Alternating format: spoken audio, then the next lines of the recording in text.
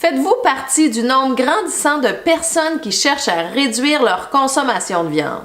Je vous montre quelle habitude j'ai mis en place afin de m'aider à avoir des midis sans viande et je vous montre des astuces d'organisation parce que c'est souvent le blocage qu'on a. Donc, ça peut être une belle porte d'entrée et par la suite, vous voyez comment ça évolue pour vous de votre côté. Donc, c'est Sandra de la chaîne Éco-Truc. Si vous souhaitez adopter un mode de vie de plus en plus écologique, je vous invite à vous abonner. Juste en dessous, vous cliquez sur le bouton rouge s'abonner et vous activez la cloche afin de recevoir un avertissement quand les prochaines capsules sortiront. Donc, sans plus tarder, allons-y pour des astuces pour réduire notre consommation de viande.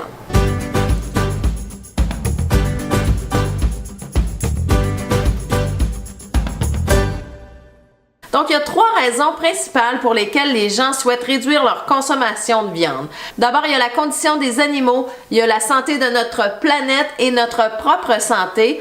Donc, peu importe laquelle de ces raisons vous pousse à réduire votre consommation de viande, à l'éliminer complètement, ce sont tous des bonnes raisons. Donc, même si c'est grâce à l'environnement que j'ai commencé à m'intéresser au sujet, c'est vraiment l'aspect santé qui m'a fait passer à l'acte davantage. Donc, peu importe la porte d'entrée que vous choisirez, l'important c'est que le résultat sera bon pour votre santé, bon pour la planète et bon pour la condition animale. Donc, pour ma part, ce qui m'a vraiment motivée, c'est le Whole Food Plant-Based Diet. Si on voulait traduire ça, ce serait l'alimentation végétale peu transformée. Il y a 2 films qui sont extrêmement intéressants sur le sujet.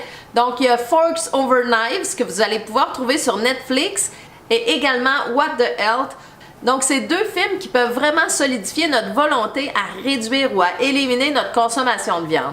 Par la suite, je me suis mise à m'intéresser sur le sujet. J'ai écouté énormément de contenu sur des médecins qui font la promotion de ce type d'alimentation très naturelle. On peut penser au Dr. Campbell, McDougall, Eslenstein, Dr. Bernard et Ornish. Il y a énormément d'informations sur YouTube. Vous cliquez ces noms-là, vous allez avoir des heures de vidéos intéressantes. La plupart de ces références sont en anglais. Donc, si la langue est une barrière pour vous, je vous invite à aller visiter le groupe Facebook Alimentation végétale peu transformée. WFPBNO, donc je vous mets la référence évidemment dans la description. Donc c'est un groupe Facebook d'entraide pour avoir une alimentation végétale peu transformée et sans huile. Avec toutes les références que je vous ai données, vous allez mieux comprendre les raisons pourquoi on dit sans huile. Donc si c'est un sujet qui vous intéresse, on en rediscutera plus tard. Aujourd'hui, je vais vous donner des astuces concrètes pour réduire votre consommation de viande. Pour ma part, à chaque semaine, j'ai créé vraiment une habitude qui est très efficace, qui m'aide avec le boulot, avec le manque de temps, avec la gestion de la famille, à être vraiment efficace, à avoir des lunchs hyper santé qui me fournissent une énergie incroyable. Donc, si votre seul objectif est d'ajouter une salade repas à chaque jour, vous aurez fait un gros bout de chemin. Donc, je vous donne mes astuces pour avoir un super lunch qui vous vaut des compliments à tous les jours. Donc, première des choses, je vais commencer par aller acheter une grande quantité de produits végétaux. Par contre, je ne vais pas aller les placer dans mon réfrigérateur comme ça. Je vais tout de suite les transformer. Donc, c'est pour ça que souvent, le dimanche, je me fais ça pour partir ma semaine sur le bon pied. Donc, je vais aller me préparer d'avance des salades pour toute ma semaine pour moi et mon conjoint. Je vous parle vraiment d'une salade repas remplie de nutriments. Alors, voici les catégories d'éléments que j'inclus dans mes super salades. Donc, première des choses, les greens. Un des aliments non négociables pour moi, c'est le kale. D'abord, je trouve ça très consistant, c'est très nutritif, c'est très protéiné comme verdure, donc c'est très soutenant. Donc le kale, c'est dans toutes mes salades, c'est ma base, mais je vais souvent compléter avec d'autres verdures comme de la bêta-carbe, de la roquette, donc laissez-vous aller à ce niveau-là. Plus il y aura de variété, mieux c'est, donc amusez-vous. Donc un bon fond de green, un bon fond de verdure. Par la suite, je vais aller compléter avec des fines herbes parce que j'adore le parfum que ça peut ajouter à la salade. Donc, des fines herbes fraîches, ça vient vraiment donner un petit oomph à notre salade. Donc, c'est non négligeable et c'est excellent pour la santé. Par la suite, il y aura toujours la catégorie des oignons qui va être représentée. Je peux utiliser des échalotes françaises, des échalotes. Il pourrait avoir des oignons rouges. Donc, la famille des oignons crus, c'est vraiment excellent dans notre salade. Ça vient ajouter du croquant. Par la suite, je vais aller ajouter de la couleur à ma salade. Donc, ça pourrait être à l'aide de poivrons doux, de choux rouges, de carottes, pourquoi pas. Donc, allez-y, n'importe quel légume qui a de la couleur. Il y en a qui vont même aller ajouter des fruits. Ça peut être des fraises, ça pourrait être une pêche. Donc, peu importe, ajoutez-y vos propres couleurs. Je vais parfois aussi ajouter des féculents si j'en ai envie. Pas tous les jours nécessairement, mais des fois, on a un restant de riz ou du quinoa. Donc, on peut très bien en ajouter à notre salade. Ça vient donner une texture qui est très différente et intéressante à notre salade. Il y aura toujours des légumineuses sur ma salade. Donc là, amusez-vous. Il y en a une telle variété. Changez à chaque semaine. Découvrez des nouveaux goûts. Ça va teinter votre salade de saveurs très différentes.